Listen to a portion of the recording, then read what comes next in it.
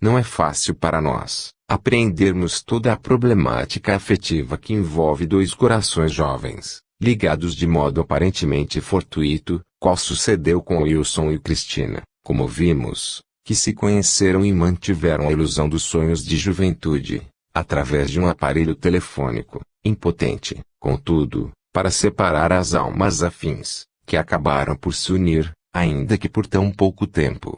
Ocorre-nos uma série de perguntas, quando seguindo na leitura da mensagem, surpreendemos o coração magnânimo do marido ausente pedir à esposa jovem que não se resigne à possibilidade de solidão. Muita coisa bonita Wilson nos diz nessa mensagem, como alguém que, havendo suportado o fogo do incêndio devastador por fora, alimentado pelas chamas incontroláveis do Joelma, passou a trazer mais intenso calor afetivo por dentro da própria alma, de tal forma sublimado em novas luzes de compreensão, que as expressões do comunicante nos comovem a todos. Da página mediúnica, como revelação, cremos ser desnecessário falar. No desdobramento da leitura deste livro, como ocorre com jovens no além, o leitor aprendeu a ver nas tarefas de Chico Xavier qualquer coisa de extraordinário, em que revelações incontestáveis se misturam a conceitos de brilho raro, poemas do céu em forma de prosa. Também Wilson não fugiu a citações surpreendentes.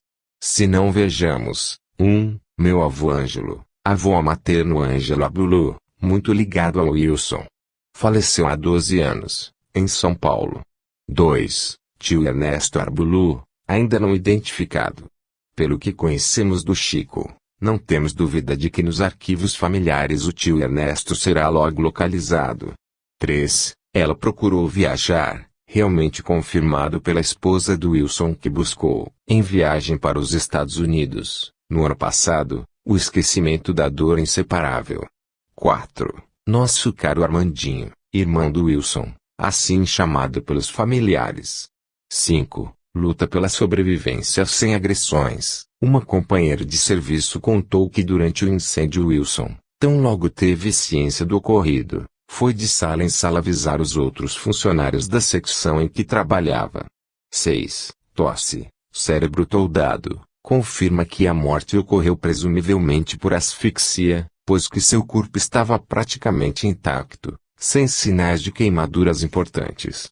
7. José Garcia, tio paterno, desencarnado há cerca de 30 anos.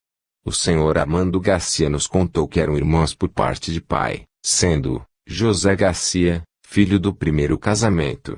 Sempre viveram distantes um do outro, sem maiores aproximações afetivas, desconhecendo mesmo o pai do Wilson, a data mais aproximada e o local de falecimento do irmão. 8. Antigos mestres. Wilson cursou o primário no Colégio São Bento, tendo sido aluno de D. Lourenço Zeller, conforme lembra na mensagem, além de falar genericamente em outros mestres. O jovem reconhece em D. Lourenço Zeller o devotado benfeitor da causa do bem, homenageando-o com formosos conceitos a respeito dos abnegados heróis que passam pela terra, distantes de nosso conhecimento maior, escondidos na própria humildade. Entrevistando Chico Xavier. A morte de crianças e de jovens tem nos últimos anos merecido a atenção dos espíritos que, pela psicografia de Francisco Cândido Xavier, nos oferecem páginas maravilhosas de revelação e conforto. Dezenas e dezenas de mensagens do além têm sido recebidas por Chico Xavier ultimamente, de modo particular de jovens recém-falecidos, em evidente destaque que os benfeitores espirituais, em nome de Jesus, dão a necessidade crescente de consolo aos familiares saudosos e de esclarecimento aos outros jovens da terra, quanto à compreensão de suas responsabilidades. Realmente a marcha do progresso carrega em seu bojo o preço doloroso de acidentes de toda a sorte, que somados às enfermidades naturais, têm aumentado os números das estatísticas que anotam falecimentos em faixas etárias menos avançadas. Neste livro, 2 jovens pereceram em incêndio de grandes proporções, outros 2, imersos nas águas de nossas praias, enquanto que apenas 2 de morte natural.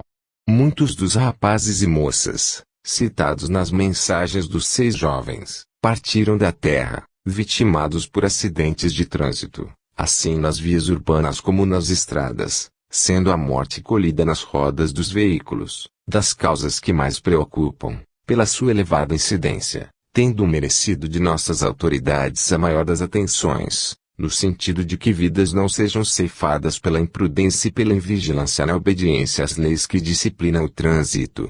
Sobre tema tão atual, como a morte de crianças e jovens, e sobre comentários feitos pelos autores espirituais deste livro, a respeito de aspectos que nos chamaram particularmente a atenção, oferecemos a Francisco Cândido Xavier, e o nosso querido amigo aqueceu em responder algumas perguntas que apresentamos a seguir. 1. Por que morrem os jovens? Dizem os benfeitores espirituais que a maioria dos jovens desencarnados são companheiros complementando determinados resgates na lei de causa e efeito. 2. Um dos autores deste livro, Wilson Elian Garcia, falecido no Joelma, fala em máquinas semelhantes a helicópteros, no além. É válida essa informação de que do outro lado da vida existem máquinas de voar semelhantes à nossa. Você pessoalmente já viu algum desses aparelhos? Sim, já vi por mim mesmo. Existem máquinas preciosas e para nós, na Terra, muito complexas no plano de vida próximo a nós. 3. A Volkmar fala em suas duas mensagens que alguns jovens mortos no incêndio do Joelma ainda se encontram em fase de recuperação na espiritualidade, submetendo-se mesmo a plásticas para a cura de seus corpos espirituais ainda enfermos. O incêndio não lisou apenas o corpo físico. O corpo espiritual submete-se no além a tratamentos determinados, conforme os imperativos de sua reestruturação e recuperação na vida maior. 4. Qual a explicação que o Espiritismo oferece, face à reencarnação, às mortes ocorridas no Andraus e no Joelma? Diversas mensagens e instruções se referem a provas escolhidas pelos próprios amigos que lhes deram causa. 5. Há uma mensagem de Augusto, no livro, que de modo particular aborda o problema dos tóxicos entre os jovens. É grande a preocupação dos espíritos pelo envolvimento de jovens na névoa densa do tóxico. Sim, muitos benfeitores espirituais se empenham no auxílio a nós todos para que aprendamos a valorizar a vida. 6. Os jovens, em especial Augusto e o Jair, explicam para você o porquê de utilizarem agir em suas mensagens. Para eles, segundo dizem, é o melhor meio de comunicação nas faixas etárias a que ainda se vinculam. 7. Você teria alguma mensagem pessoal para os pais e familiares que amargam a dor da separação pela morte de seus filhos queridos, retirados ao seu convívio, tão jovens ainda? Deus nos auxilie a todos na sustentação de nossa fé na imortalidade da alma, porque essa fé na continuidade da vida além da morte do corpo, é o sustentáculo em que nos escoramos para vencer nas provas e tarefas que trazemos ao mundo. Fim.